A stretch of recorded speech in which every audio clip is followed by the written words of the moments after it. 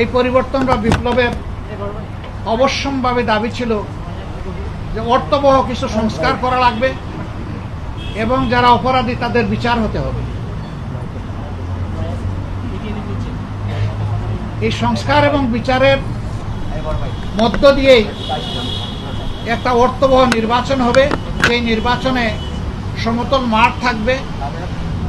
নির্বাচনে যারা অংশগ্রহণ করবেন তাদেরকে কোনো ধরনের ষড়যন্ত্রের মুখোমুখি হতে হবে না।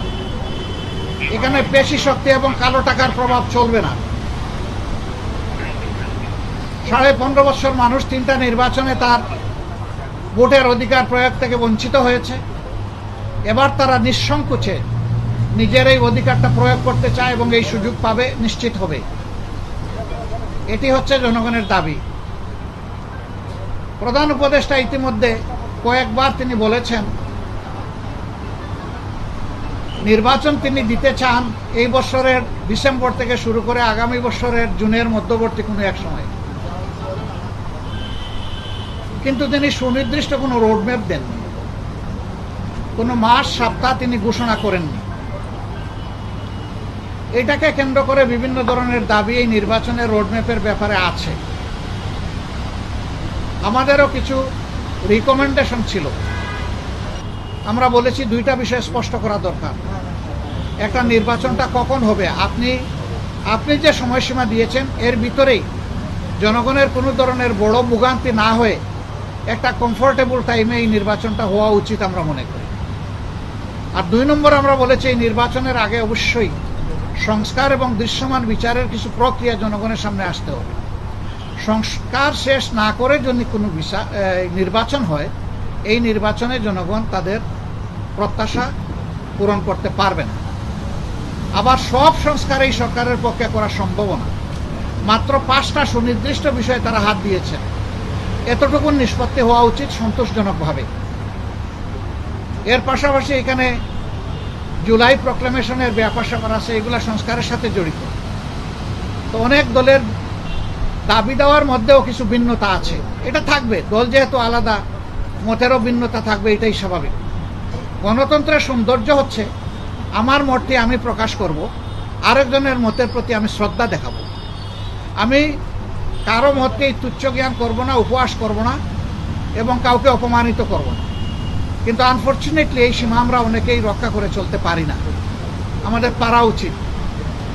গণতন্ত্রের স্লোগান হচ্ছে let us agree to disagree. আসো আমরা এক হই যে আমাদের ভিন্ন মত প্রকাশ করার অবকাশ আছে, সুযোগ আছে। এই থিওরির উপর আমাদের সকলকে আসতে হবে।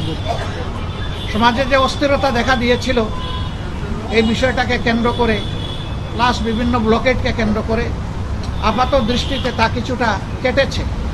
আমরা এর স্থায়ী নিষ্পত্তি চাই এবং আমরা মনে করি যে 2টা রোডম্যাপ ঘোষণা করলেই তার অনেকটাই সমাধান হয়ে যাবে।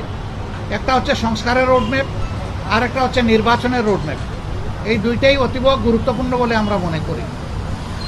আমি মহোদয়, আপনারা যে আজকে আলাপ করলেন এটার প্রেক্ষিতে আপনারা কোনো সময়সীমা বেঁধে দিয়েছেন কিনা এবং আপনারা এই সংস্কারের পরে নির্বাচন চাচ্ছেন কিনা?